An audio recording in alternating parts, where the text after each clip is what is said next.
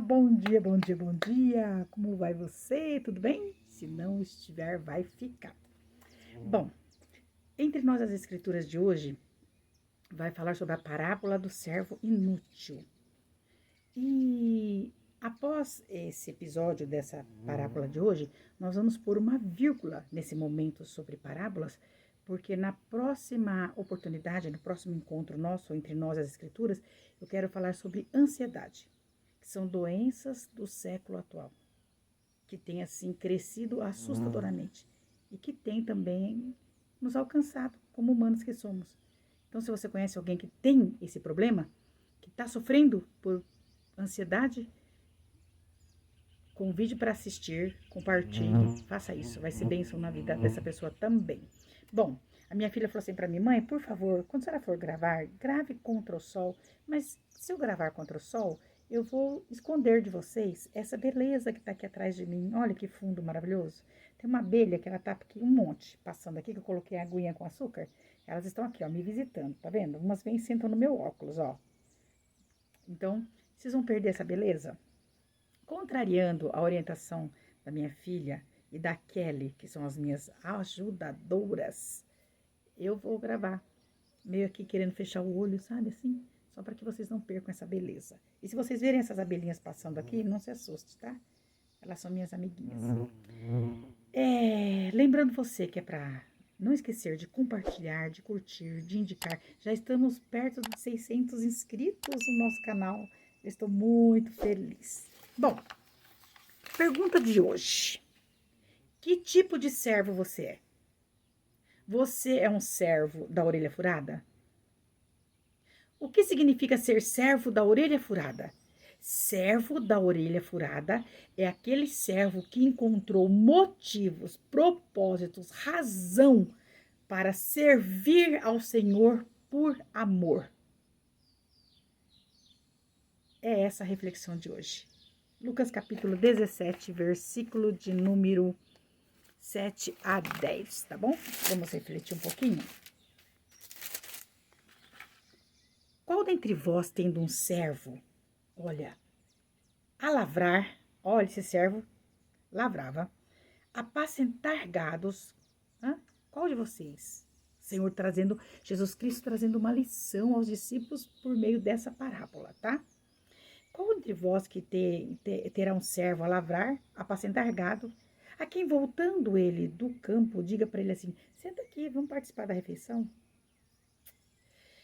E não lhe diga antes, prepara-me a ceia, cinge-te, serve-me, até que tenha comido e bebido, e depois comerás e beberás tu? Porventura dará graça a tal servo? Você vai ficar honrando, agradecendo esse servo, porque ele fez o que ele foi mandado? Creio que não. É as escrituras que está dizendo.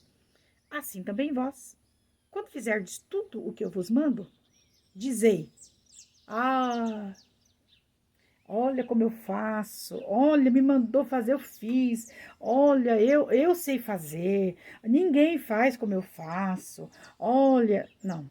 Quando vocês fizerem tudo o que eu ordenar, diga, somos servos inúteis, porque fizemos somente o que devíamos fazer.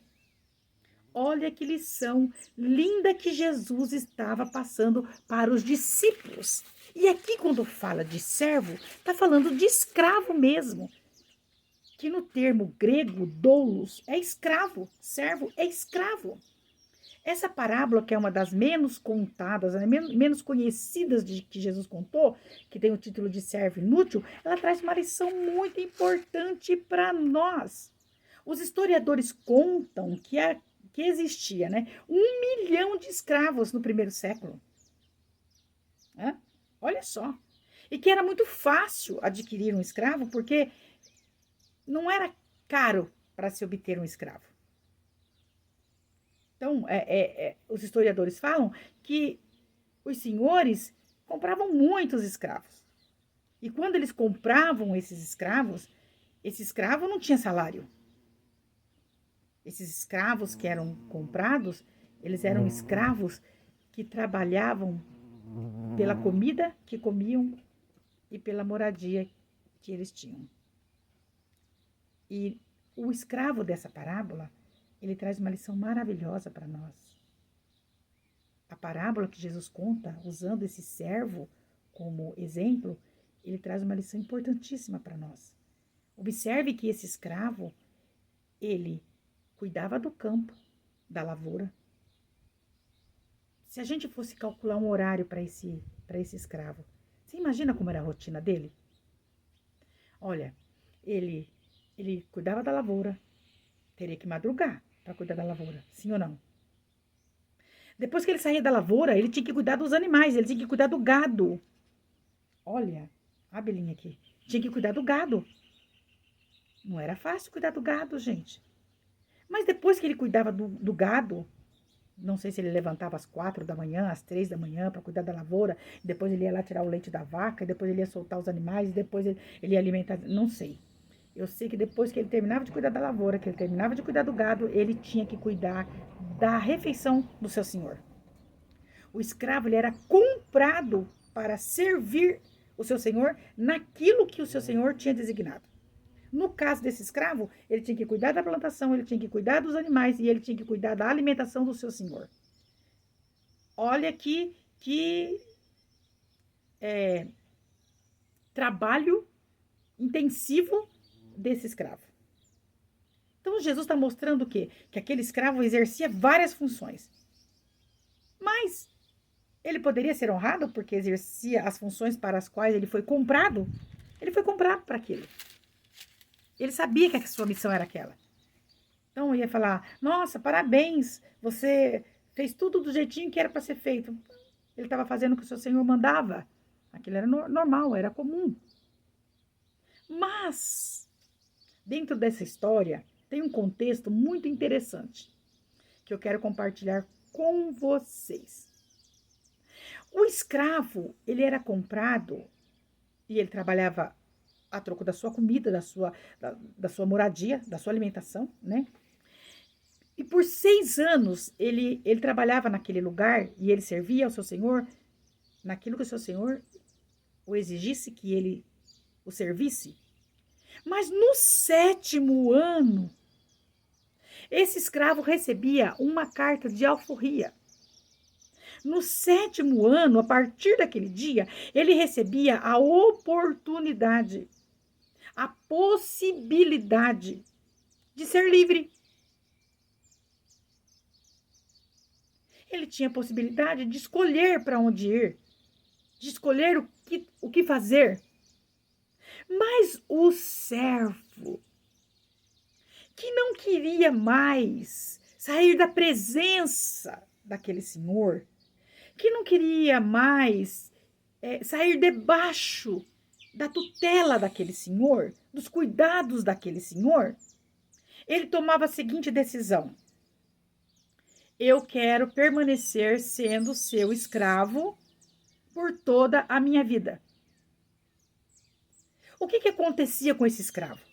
O seu senhor pegava esse escravo, que poderia ir embora, mas não ia, que poderia fazer o que quisesse, mas não fazia, decidiu não fazer, e ele pegava esse escravo e ele furava a orelha desse escravo.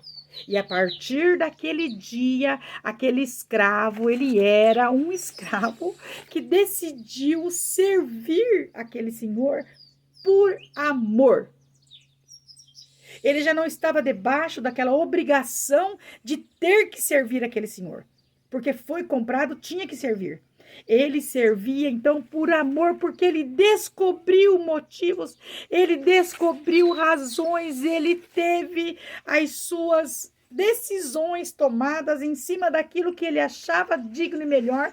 Ele achou razões para continuar debaixo da tutela daquele senhor. Olha que interessante. Ele